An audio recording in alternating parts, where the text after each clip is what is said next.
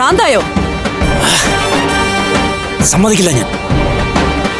മറ്റൊരുത്തന്റെ കൂടെ അവളെ കെട്ടുകല്യാണത്തിന് വിട്ടു കൊടുക്കില്ല ഞാൻ. കൊടുത്താ പിന്നെ മഹേന്ദ്രൻ ഇല്ല. ഇതൊരു ഭ്രാന്ത് തന്നെയാ ചേച്ചി. എടാ, നീ ഇങ്ങനെ ബിയർ കുപ്പി എറിഞ്ഞു പൊട്ടിച്ചിട്ടൊന്നും ഒരു പ്രയോജനമില്ല. ഇതങ്ങനെ മൂക്കറ്റം കുടിച്ചാ തീർക്കാവുന്ന കാര്യവുമല്ല. ഞാൻ പിന്നെ എന്തുകൊണ്ടെന്നാ ചേച്ചി പറയുന്നത്? ഇങ്ങനെ ദേഷ്യം കാണിച്ചിട്ടൊന്നും ഒരു കാര്യമില്ല. നന്നായി ആലോചിച്ച് പ്രവർത്തിക്കണം. അവളെ ബലമായിട്ട് പിടിച്ചിറക്കിക്കൊണ്ടിട്ടാ ഞാൻ. വിഡിത്തം പറയാതിരിക്കും മഹി.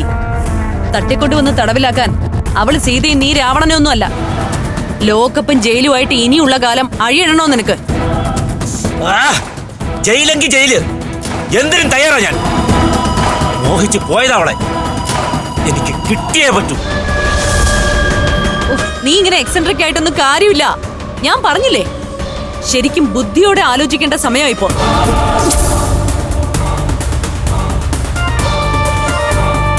ഞാൻ ഇന്ന് അംബികയെ കണ്ടിട്ടാ വരുന്നത്. അവര് കല്യാണം തീരുമാനിച്ചുറപ്പിച്ചു വെച്ചിരിക്കുക. അതുകൊണ്ടാ ചന്ദ്രനെ അവര് പഞ്ചരത്നത്തിൽ നിന്ന് ആട്ടി ഇറക്കി വിട്ടത്.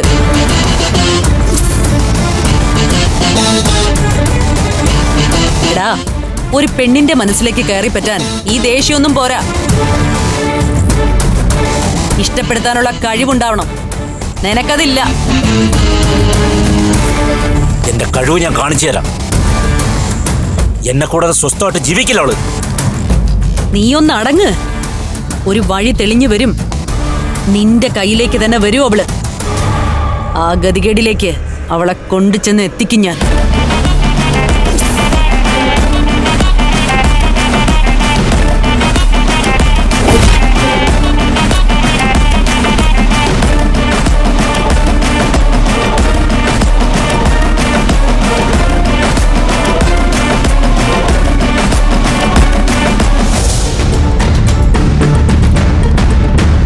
നീ കിടന്നില്ലേ മോനെ?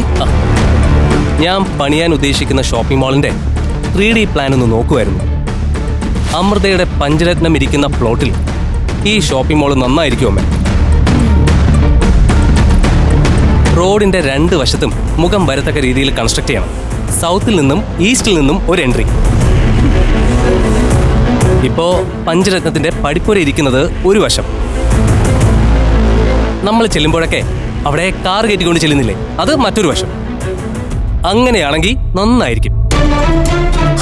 ഇതൊക്കെ മനക്കോട്ടകളാവരുത്. എടാ, ആഗ്രഹിച്ച അത് നേടിയിരിക്കണം. ദേ, നമുക്കറിയാമെന്ന് നിന്റെ അച്ഛനറിയാത്ത ഒരു സത്യമുണ്ട്. ആ പ്രോപ്പർട്ടി മുഴുവൻ അമൃതയ്ക്ക് അവകാശപ്പെട്ടതാണെന്നുള്ള സത്യം. നമ്മൾ അറിഞ്ഞു എന്ന് അച്ഛൻ എപ്പോഴെങ്കിലും മനസ്സിലാവില്ലേ? കല്യാണം കഴിയുന്നത് വരെ നിന്റെ അച്ഛൻ അറിയാതെ നോക്കണം. അതുപോലെ തന്നെ അമൃതയോട് ഇത് പറഞ്ഞിട്ടുണ്ടോന്നും അറിയണം. അതിനെന്താ ഒരു വഴി? അവിടെയാണ് നീ കഴിവ് കാണിക്കേണ്ടത്. നീ അമൃതയെ അടിക്കടിച്ചെന്ന് കാണണം. ഉള്ളതോ ഇല്ലാത്തതുമായ ആത്മാർത്ഥതയൊക്കെ ഒന്ന് കാണിക്കേ. എന്നിട്ട് വളരെ അനുനയത്തില് ആ പ്രോപ്പർട്ടിയുടെ അവകാശത്തെക്കുറിച്ചൊക്കെ ചോദിക്കണം. ദേ, വളരെ ശ്രദ്ധിക്കണം. ആ ഭൂമിയോട് നമുക്ക് വലിയ ആർത്തി ഉണ്ടെന്ന് ഒരിക്കലും അവക്ക് തോന്നാൻ പാടില്ല. സ്വത്തിന് വേണ്ടിയാണ് ഈ കല്യാണം നടത്തുന്നതെന്ന് അവൾ അറിഞ്ഞ അത് അപകടം. പിന്നെ ഈ കല്യാണവും നടക്കൂല, നിനക്ക് ആ 1 ഏക്കർ കിട്ടുകയില്ല. വിദ്യാഭ്യാസം കുറവാണെന്നേ ഉള്ളൂ അമ്മേ.